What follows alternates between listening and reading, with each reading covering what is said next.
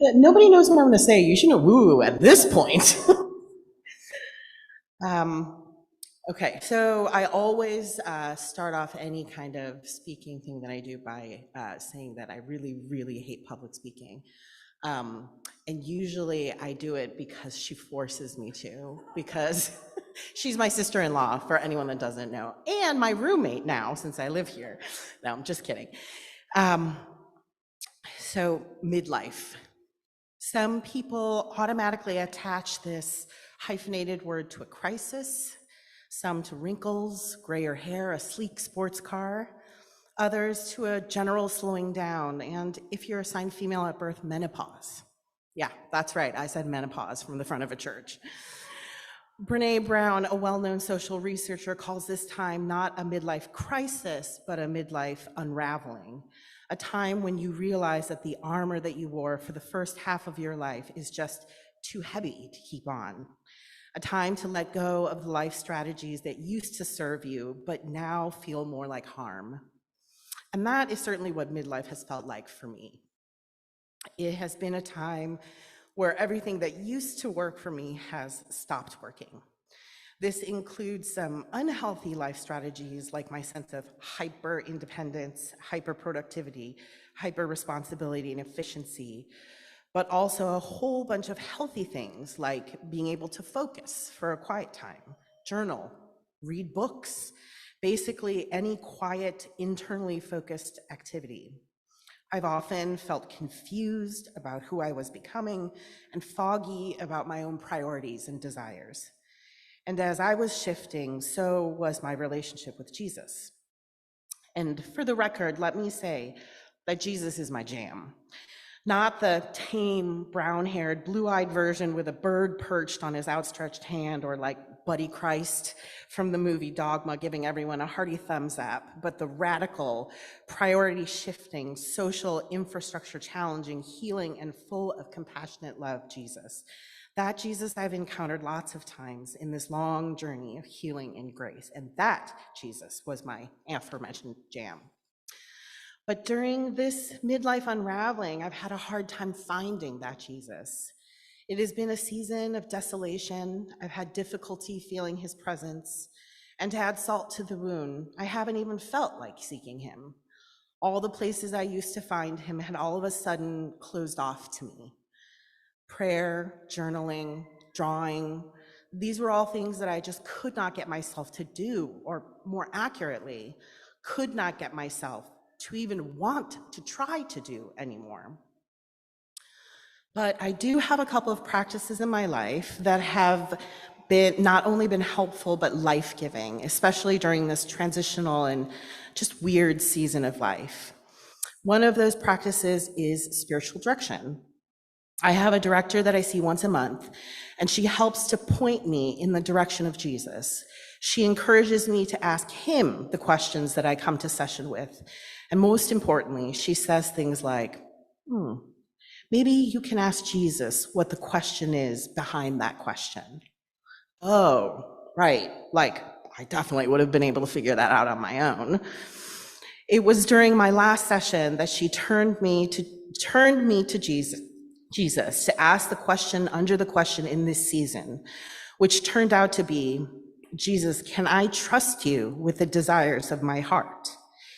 If I put down all this armor, all these well-served protections, my tried and true defenses, can I trust in your goodness and love for me to give you all these tender places in my heart, the things I haven't been able to admit to myself, let alone say out loud?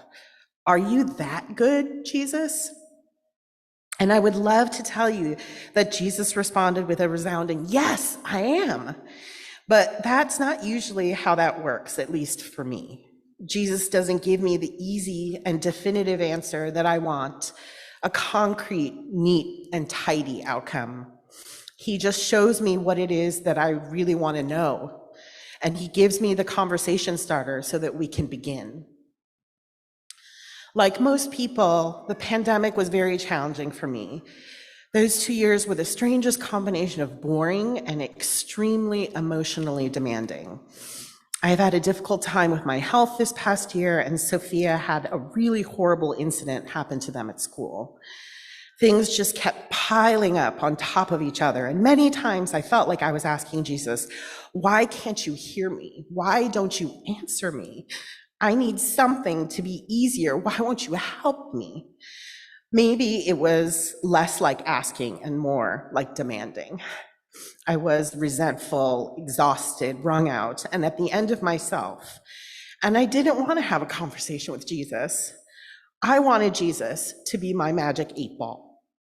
Shake him up enough, and he gives me the answer I want. Because really, I wanted a transactional Jesus in my life. I ask, you give, end of story. Maybe once in a while I do you a solid, Jesus, but mostly I ask, you give, repeat.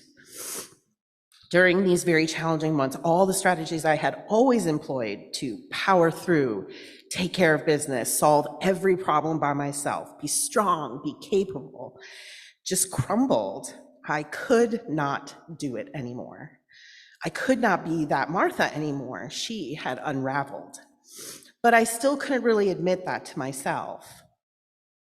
I soon began a conversation with Jimmy and Christine about moving in together. And thankfully, I was able to strong arm them into compliance. Just kidding. They're both very gracious and open-hearted, as you well know. And we started to plan for Sophia, Millie, and I to move into the rectory. And during that entire time, I was telling myself that I was doing this for Sophia because they needed more adults who loved them around, because they needed a new school, a new neighborhood, a new start. Maybe you've even heard me say these things in conversation. The narrative I created was that the move was me being a good mom, but not that it was because it was too hard for me to do all the things by myself anymore. But Jesus knew, and it turned out he had been planning for the long game. It's been a few weeks now that we've transitioned into rectory life, and you know what? It is good. No, it's great. I love the physical space that we're in. Millie and Baxter are in doggo heaven every day, and I get to cook dinner every night for my beefed up family unit without having to clean a single thing up. For reference, cooking and baking are my happy places, cleaning, not so much. I feel calm and like I'm being nourished. And as an added surprise and bonus, I can journal and read and just generally be quiet again without my Instagram trigger finger twitching in every non-stimulated moment. Jesus used all that junk that came in this last year to bring me to this place, this moment that is a part of the answer to the question under the question. Can I trust you with the desires of my heart? This thing that I would not have chosen if my life had not stopped working, this good thing that has made my life easier and is the answer to many desperate and I thought unacknowledged prayers. And the tender place in my heart where I couldn't admit that I felt alone and scared had been given some sunlight and some chocolate, and it feels better. I'm healing, and I can see the start of a new chapter in my journey. My spiritual director said it's like I've walked through the door to a new kingdom, and I like that. I had been in a liminal space, a blank space, not unlike the King's Cross station scene in the last Harry Potter movie, minus creepy baby Voldemort, where the past was finally laid to rest, and I was waiting to see what would unfold in front of me. Doors had closed behind me, but the path forward was still blank. Now, an open door, a few steps, and a new kingdom. And Jesus has been there all along, even when I was cursing him up and down, because he is good, and he does hear me, and he's always playing the long game. Thank you.